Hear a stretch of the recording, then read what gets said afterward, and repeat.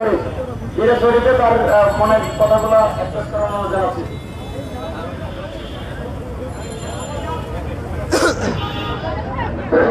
আসসালামু আলাইকুম সবাইকে। আমরা সবাই অবগত আছি যে আমরা আজকে এখানে কেন উপস্থিত হয়েছি, আমাদের আজকে দাবি দেওয়া আছে বেশ কয়েকটি। আমাদের প্রধান দাবি যেটা হচ্ছে আমাদের ছাত্র সমাজের প্রধান দাবি, আমরা যে জন্য এতদিন আন্দোলন করেছি যে বৈষম্যবিহীন যে একটা সমাজ ব্যবস্থা, সেখানে প্রধান বাধাগুলো আমরা এখনো অতিক্রম করতে পারিনি। আমরা দেখতে পাচ্ছি যে এখনো আমাদের যে চাকরির যে সরকারি চাকরি নিয়োগের যে প্রধান প্রতিষ্ঠান পিএসসি, সেখানে একজন স্বৈরাচার বসে আছে, যার আমলে পরীক্ষামূলক প্রশ্নবিদ্ধ, যে আমাদের সবসময় বলা হয়ে থাকে যে সে কখনো বেকার বান্ধব না, সে শিক্ষার্থী বান্ধব না।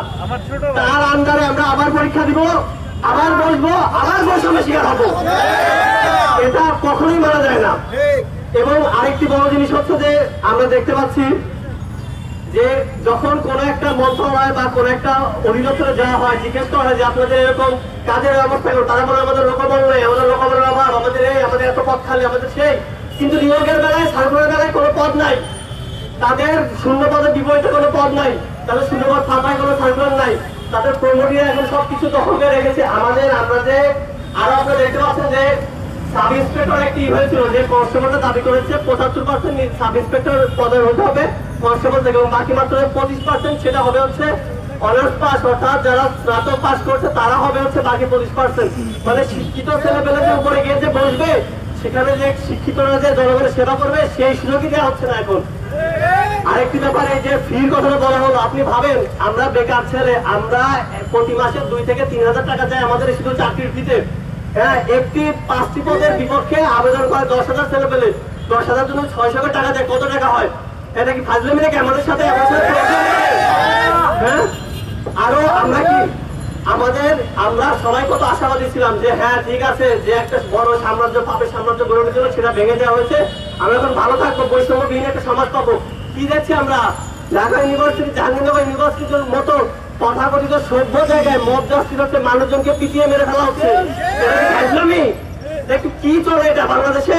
হ্যাঁ, একজন সাধারণ একজন লোককে, আরে ভাই আমরা কি দেখতেছি যে চোর বলতেছেন, যে চোর চুরির অপরাধে পিটিয়ে মেরে ফেলবো, আমরা পিটিয়ে মেরে ফেলবো?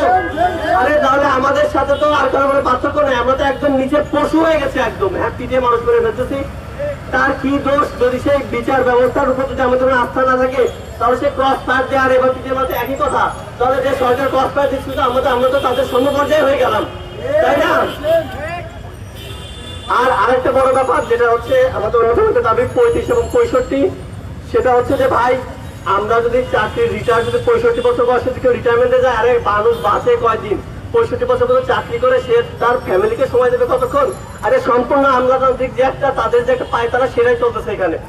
আর আমরা 23-24, হ্যাঁ 23-24 আর যদি 65 যদি একজন রিটায়ার করে, সার্কুলার তো আসবে না, আর পদ খালি আমাদের সার্কুলার আসবে কি? আমরা পড়াশোনা করবো, যে সার্কুলার না থাকে লাভ কি আমাদের, তাই না? এই যে কোটা আমরা তারাইলাম, কোটা তারাই লাভ কি যদি আমাদের পদ খালি না হয়? লাভ নেই। আর 35-এর ব্যাপারে একটি কথা বলবো, আমরা 23-24 সর্বোচ্চ 25 বছর বয়সে আমাদের অনার্স শেষ হচ্ছে, 10 বছর। ভাই আপনি একটু ভেবে দেখেন। হ্যাঁ, যাই হোক, আমি অনেক সময় নিয়ে ফেলেছি, ধন্যবাদ আপনাকে, আশা করি কথা ক্লিয়ারলি বলতে পেরেছি। ধন্যবাদ দিদার শরীফ ভাইকে। এখন আমাদের সামনে কথা বলবেন মনোয়ারুল ইসলাম। সংগ্রামী ভাইয়েরা, আমাদের রক্তের দাগ এখনো শুকায় নাই। আমরা জুলাই মাসে রক্ত দিয়েছি, আমরা আগস্টে রক্ত দিয়ে দেশ স্বাধীন করেছি। যে কোনো অপশক্তি আমাদের এই স্বাধীনতা মঞ্জুর করার জন্য যে কোনো পায় তারা করবে, আমরা সঙ্গে সঙ্গে রুখে দাঁড়াবো। আমরা 1 মাস হলে দেশকে স্বাধীন করেছি। এই মাসে এখন আমাদের কিছু দোষর রয়ে গেছে, তারা এখন 35 বছর নামে একটা নতুন বৈষম্য চালু করছে। এর বিরুদ্ধে আমরা অবশ্যই রক্ত দেব, আমরা দেশকে স্বাধীন করব। একজন সুস্থ মস্তিষ্কের মানুষ কখনো 35 বছর ঘোষণা করতে পারে না। আমাদের দেশে গড়ে ৭০ বছর। একজন মানুষ যখন 35 বছরে যখন কর্মজীবনে প্রবেশ করবে, যখন 35 বছরে কর্মজীবনে প্রবেশ করবে, তার চাকরি জীবনে পূর্ণতা আসতে আসতে 40 বছর লাগবে। তার বৈবাহিক জীবন আছে, সামাজিক জীবন আছে, রাষ্ট্রিক জীবন আছে। 45 বছরে গিয়ে সে কখনো দেশের সেবা করতে পারে না। ভাইয়েরা আমার, আপনারা জানেন উন্নত বিশ্বে আমরা যখন লেখাপড়া শেষ করি 23 বছর কিংবা 24 বছর বয়সে আমরা চাকরিতে প্রবেশ করি।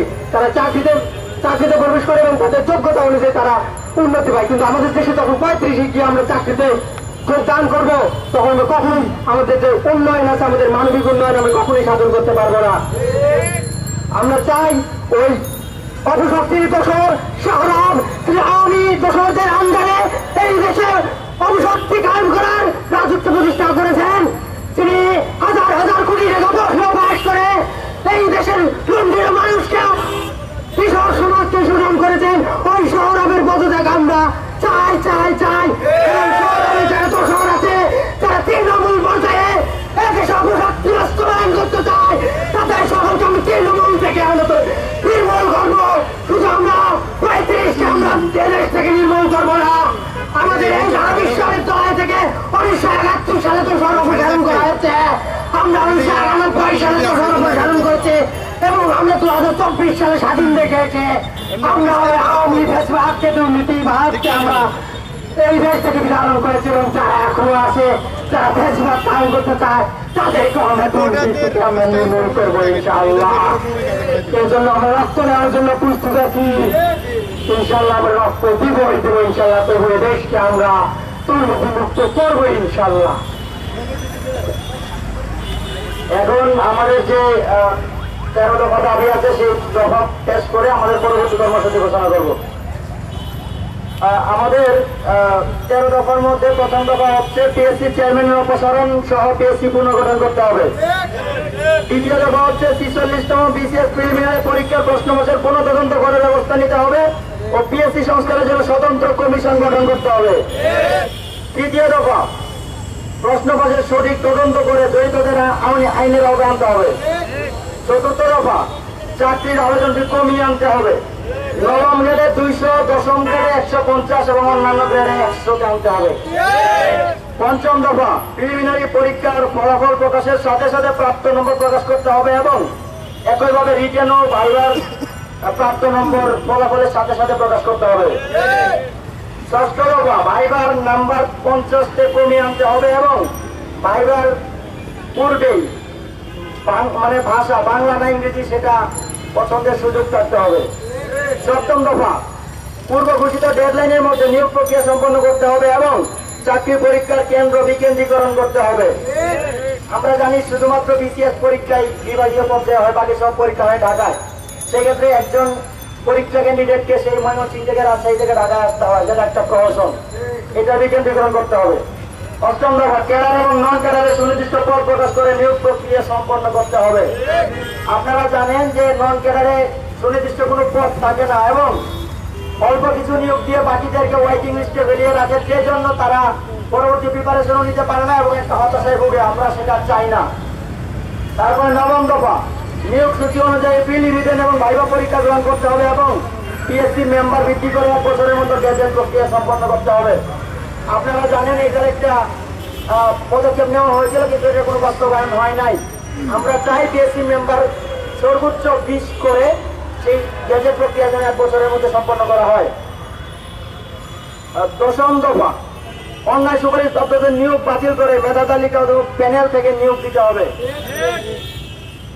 আর সাম্প্রতিক সময়ে আমরা দেখতে পাচ্ছি যারা আউটসোর্সিং কর্মচারী ছিল তাদেরকে শুধুমাত্র একটা অফিস নোটিশের মাধ্যমে তাদের চাকরি স্থায়ীকরণ করা হচ্ছে, যেটা স্পষ্ট প্রহসন। আমরা সেই প্রহসন মানি না। আউটসোর্সিং কর্মচারীদের নীতিমালা এবং নীতিমালা ব্যতীত এবং শুধু অফিস নোটিশের মাধ্যমে তাদেরকে চাকরি স্থায়ীকরণ করা যাবে না। তারপরে 12তম দফা মন্ত্রণালয়ের সকল নিয়োগ স্বচ্ছতার ভিত্তিতে প্রক্রিয়া সম্পন্ন করতে হবে এবং 13তম দফা হচ্ছে চাকরির পরীক্ষার যে স্বচ্ছতা সেটা নিশ্চিত করতে হবে। এখন আমাদের এই ছিল আমাদের 13টা দফা এবং আমাদের পরবর্তী এখন যে কর্মসূচি সেটা আমরা ঘোষণা করব। আপনারা জানেন ইতিপূর্বে আমরা একটা পিএসসি চেয়ারম্যানের যে পদত্যাগ সেটার পদত্যাগত অপসারণের দাবিতে আমরা মানববন্ধন করেছিলাম এবং সেখানে বলেছিলাম আমরা লং মার্চের ঘোষণা দেব। আজকে আমাদের সেই কর্মসূচি ঘোষণা করছি। আমরা যদি এই সময়ের মধ্যে পিএসসি চেয়ারম্যানের অপসারণ করা না হয়, আগামী রবিবার 10টায় আমরা আমাদের লং মার্চ টু টিএসসি কর্মসূচি ঘোষণা করলাম। এই নির্দিষ্ট সময়ের মধ্যে তার অপসারণ করতে হবে অথবা তার পদত্যাগ করতে হবে। ধন্যবাদ সবাইকে। কর্মসূচির ঘোষণাটা কথা এখানে সমাপ্ত করা হলো। ভাই কর্মসূচির ঘোষণাটা আরেকবার দেন।